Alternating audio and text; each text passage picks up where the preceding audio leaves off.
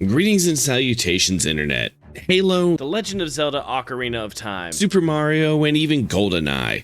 These are all games that if I ask anyone today, they will at least have tangential knowledge of. These are not what we are talking about today, however. Today we are going over the hidden gems, games that in their time were amazing, but now no one remembers and they're not really talked about. Games that you have to comb through the bowels of Facebook and or Reddit just to see glimpses of. And first up on our list is a game that most of you who have been paying attention to my channel know about, and that would be Shadow Hearts. This game is set in a gritty pre-World War aesthetic. Everything is starting to look like the world is going to be messed up and destroyed. You've got backdrops of characters that are both historical and fanciful. You've got Roger Bacon, which is a known alchemist from actual history. As you slowly make your way across multiple different countries, chasing what you think is this man named Roger Bacon, you learn more about yourself, your companions, the world around you, and yes, even the man you're chasing. You have plenty of transformations into dark, gritty demons and using spirits to power these transformations up. You've got several good characters like the Russian spy and the love interest and the old man who's there doing the magic stuff and he's a Taoist priest, and your main character, which is named Yuri and is a harmonixer. Honestly, guys, this game should be remembered for just how great it was. It was part of a multi-game series, starting with Kodolka back on the PlayStation 1, and it got all the way up to 3. But I think it was kind of a switch of the game characters that made it so that it wasn't as well remembered. And on top of that, the rights holders are now Pachinko Company, so they don't really want to make more video games for the rest of us. But something else you guys should really remember on why this game should be remembered is it's got so many little side missions back in the days when you were on very set maps. This is not an open world game, and yet it's got side missions that even veterans of the game like myself quite often miss. Speaking of RPGs, let's go ahead and stick with a Western developer one and talk about Champions of Norrath. And this story is a massively grand story where you and your friend set out and decide to take out this giant fusion of monsters, vampires, and all sorts of other evil creatures to stop a dark god's plans from coming to fruition. And on top of all of that, guys, this is a precursor to EverQuest, which is like the granddaddy of all MMOs. So yes, who's ever heard of someone playing EverQuest? Might be a joke because of an abridged series. So, you want us to beat an MMO? Essentially. You! Whoa, getting a lot of hostility here. Don't appreciate it. Well, honestly, when was the last time you heard of someone beating EverQuest? When was the last time you heard of someone playing EverQuest? That's fair. But EverQuest had a huge impact on the world of gaming as it is. Speaking of something that should have had a huge impact but didn't, let's talk about puzzle platformers. And let's face it, guys, we all know of our Spyros and we all know of our Crash Bandicoot and our Mario. Some of you guys will know about the Conker's Bad Fur Day series, where a wisecracking and insane squirrel goes around trying to get back home from a bender where, yeah, he's now got a hangover, and that's how his entire quest starts. He was a wisecracking guy, and you know what else helps you be a wisecracking guy? Well, that's if you're a gecko. And the funny thing is, Gex the Gecko, which is what the game I'm talking about here is a TV-obsessed gecko, and let's face it, the best for the modern era if you needed a platform puzzle kind of character, because you could easily reboot him and just have him get sucked into a tablet. Your whole thing is trying to take out the big bad, which is a guy named Rez, and he brings you into the media realm. And come on, you can't tell me him jumping around inside of YouTube or over on Roblox or in somewhere else would not work in today's society.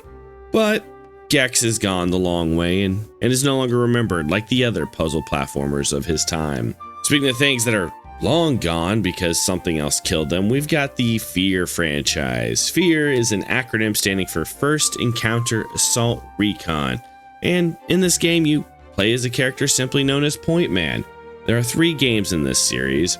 The first one is amazing. It has some of the best horror in a shooter game that I have ever seen. The second one made some questionable choices. You're no longer playing Point Man, you're playing another character, and things happen to you.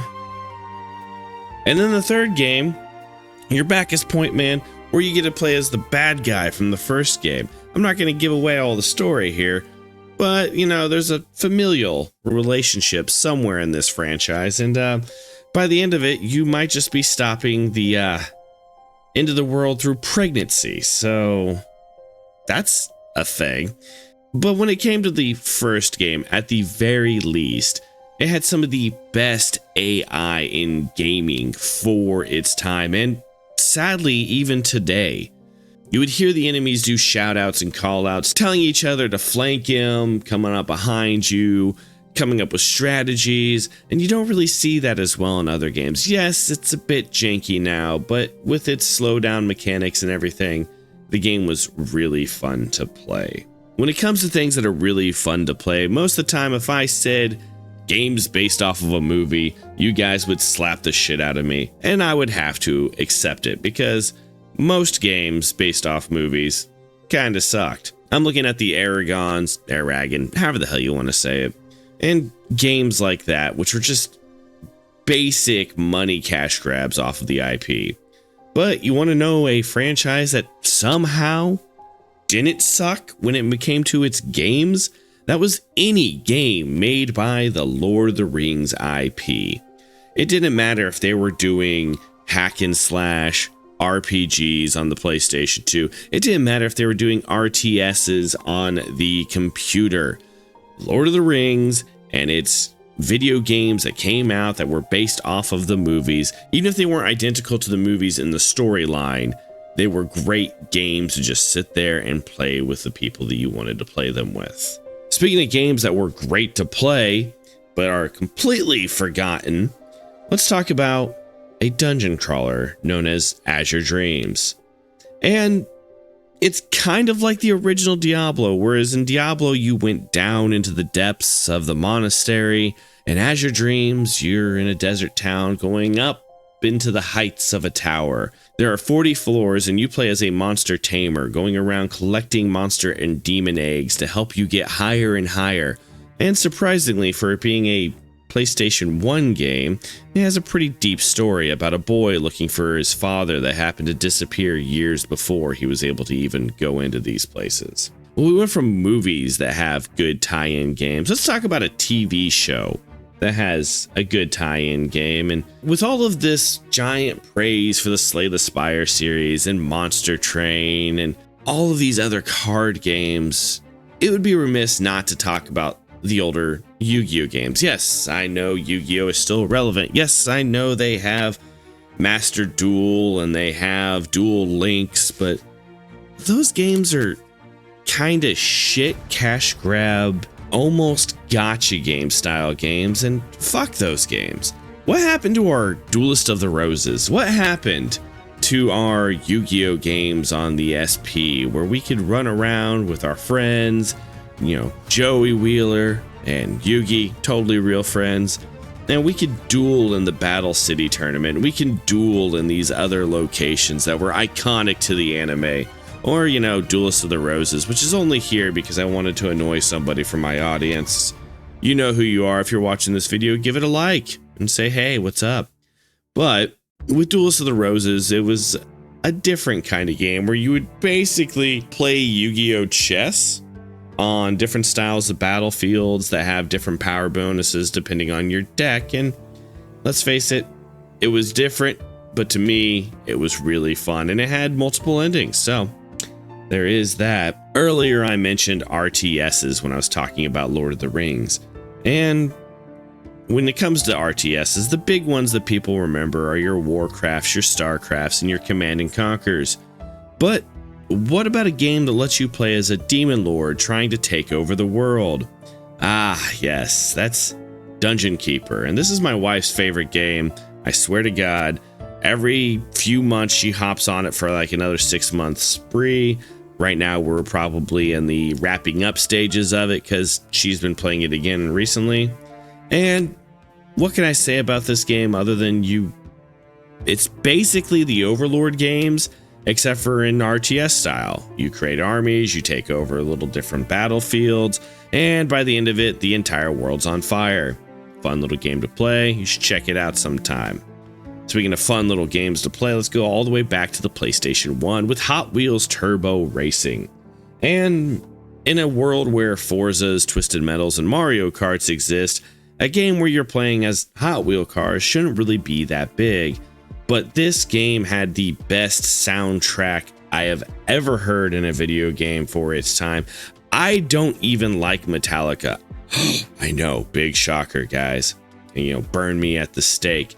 But Hot Wheels Turbo Racing had me caring about some Metallica songs as me and my friend Noah would just do loop-de-loops on tracks, surprisingly turning this game into a puzzle platformer looking for shortcuts and unlocking new Hot Wheels cars to play with. It was an amazing game for people to play back in the day, and it is probably one of the most forgotten somehow, even though Hot Wheels was such a big IP, racing games to exist in like all of time. Speaking of things that have disappeared for all of time, we've got our fighting game on this list, and that is ClayFighters. And I've done this in a video in the past, but ClayFighters was the most whimsical fighting game that I've ever had the honor of playing in my life, and it was on, I think, the Super Nintendo. You jump around as clay characters, from like an abominable snowman to a fake Elvis impersonator, just beating each other up, and it's a fighting game. There's not much more I can say about it. It had some cool combos, but you didn't get the combo breaker. You didn't get any Haroukens or Shurikens or any of that stuff. There was no summoning jutsus, or it was just a basic fighting game. But with its whimsy, it could have gone greater, and instead it has gone to, well, the pits of the Forgotten Realm. Speaking of the Forgotten Realm, no, I'm joking. We come to the last game on the list, and Vampires the Masquerade just came out not so long ago. It might be a couple years now. But vampires are now kind of a hot topic issue in gaming slightly again, just because of that one. People were wanting and clamoring for that. What if I told you about a hot damn fair that kills Nazis and was the first character to grace the cover of Playboy from gaming? No, it's not Tomb Raider. It's Rain from BloodRayne. This hot red-headed vampire clad in leather would run around with dual-bladed tonfas, killing monsters and Nazis, and honestly, guys, what more could you ask for in a badass game? The only thing I could say that was negative about it was the control scheme of this game was bass-ackwards, and I wouldn't have wished it upon my worst enemy. But with the remasters being dropped on PlayStation, maybe, just maybe, I'll have to give it another try and see if the rose-colored glasses are the only thing holding this franchise up. Well, anyway, guys, that's going to be our list. These have been games that are the hidden gems of the millennial generation. Games that most people haven't heard of, will never hear of, and have never and will never play. If there are any other games like this that you guys would like me to make another video about, send them in. Fuck it. I'm willing to make a couple extra videos on this.